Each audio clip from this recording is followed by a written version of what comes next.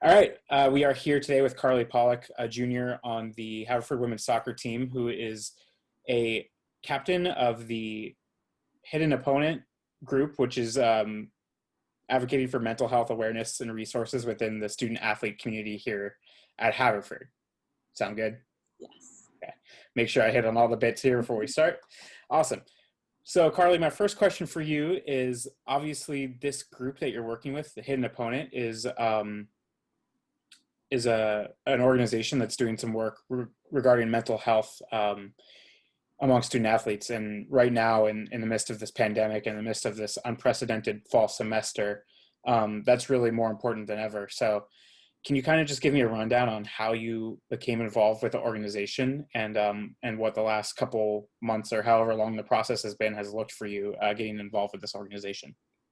Yeah, so to start off, the organization's founder, her name is Victoria Garrick. She's an collegiate athlete. She played Division I volleyball at University of Southern California, and she did a TED Talk in 2017 on her own struggles with mental health and performance anxiety and body image issues. And so one day, probably about a year ago, I stumbled upon her TED Talk and I thought she was incredible. And so I kind of have just been following her ever since.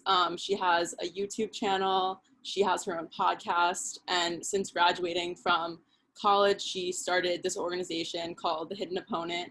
And it kind of just works to advocate, educate, and support student athletes and to destigmatize mental health in the athletics community. So I became a campus captain for the Hidden Opponent. So basically I'm just a liaison from the organization to Haverford, trying to advocate for mental health resources, the visibility of the resources, and then kind of just educating the general population on struggles, not only that student athletes have, but just everyone, and then creating a community that can then support athletes specifically.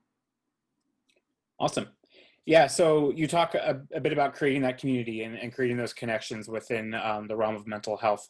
So in terms of the specifics on what you're doing on campus and also virtually to those means, what kind of initiatives do you have planned, and what are some things that you are doing to support the student athlete population here at Haverford?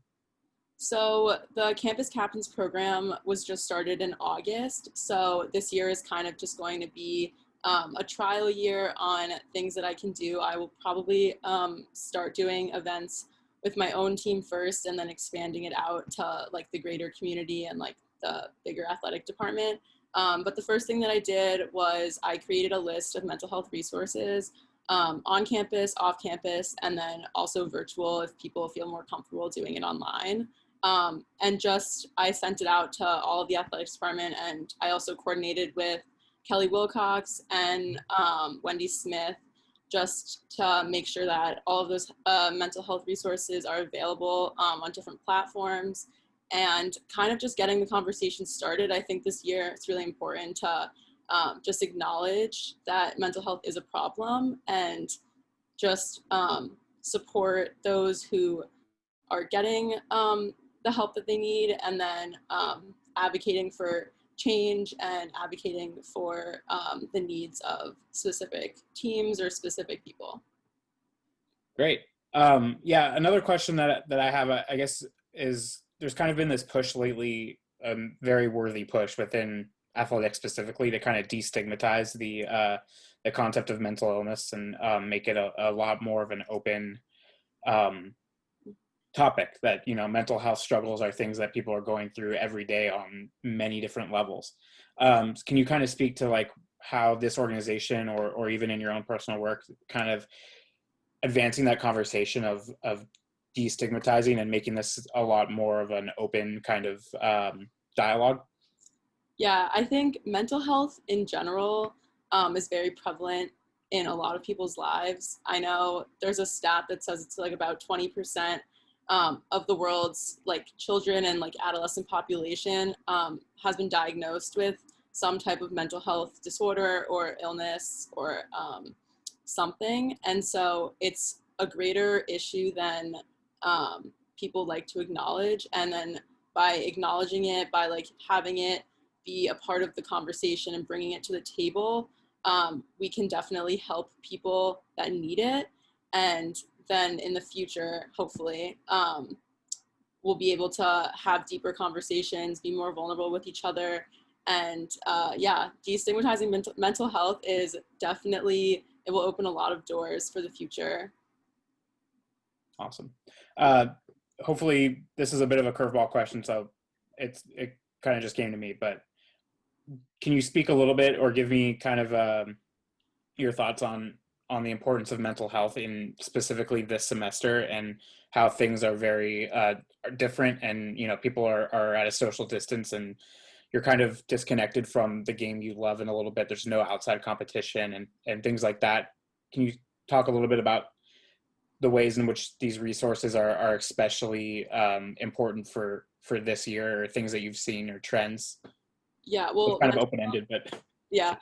Okay, so mental health in athletics specifically needs to be, or it's catered to a different audience. So because student athletes face slightly different issues due to like performance anxiety, um, they have like body dysmorphia, things like that. So when you put all of that on top of like normal mental health struggles, it gets amplified. And so especially this semester, not really playing any competitive competition, and yeah, just the absence of sports in our lives. We're so used to having a schedule, and we're so used to playing our sport every day. And with the absence of that, it's definitely created a lot of people feeling isolated. And I know I personally miss playing soccer, even though we're like practicing with a mask and distant, like it's definitely not the same. And so just being more aware that people are feeling more isolated, and that there are going to be more struggles than normal, even on top of the normal student athlete struggle. awesome. I guess this last question is a little bit not 100% related to the organization, but just in terms of your women's soccer team and the community within that team, what are some things that you guys have done to kind of facilitate everyone's kind of wellness in terms of staying together and staying kind of on the same page in terms of team bonding things that you've done, or just, I know there's always been a lot of creative ways to do that during this time of social distancing and not having large groups? Yeah, so, well, over the summer, obviously everyone was very distant. Like I was in Florida. We have someone on our team that's from Canada. So physically we were very separated, but I felt very connected over the summer. We had weekly Zoom meetings. We checked in a lot. We usually do every summer. We do a little summer buddy program where we get paired up with, usually it's like an older person on the team gets paired up with a first year or sophomore, and you kind of just check in. When you're back on campus, you can like do socially distant meals together and just kind of catch up. It's someone that like you can ask questions to. And so we continued the summer buddies throughout this year, through like the fall. So every 2 weeks we get a new buddy that we're supposed to check in on. So I think it's really helpful, especially meeting the first years, because we don't really get to interact that much with them. So just having that one-on-one time has been really nice. And we also do a lot of game nights. We did a lot of Zoom game nights, which is way more fun than I anticipated. And recently, after we do a lift on Saturday, we've been doing a socially distanced spread out lunch also. So definitely got more creative this semester, but we are doing a pretty good job staying connected.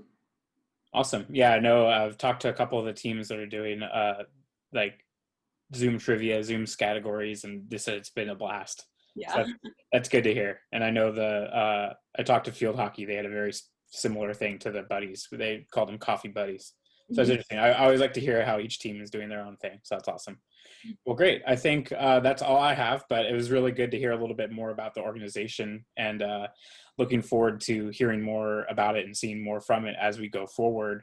Um, and obviously being a junior, you have a couple of years now to kind of to make some waves with that. So that's a great thing, and really appreciative for all of the efforts. So thank you.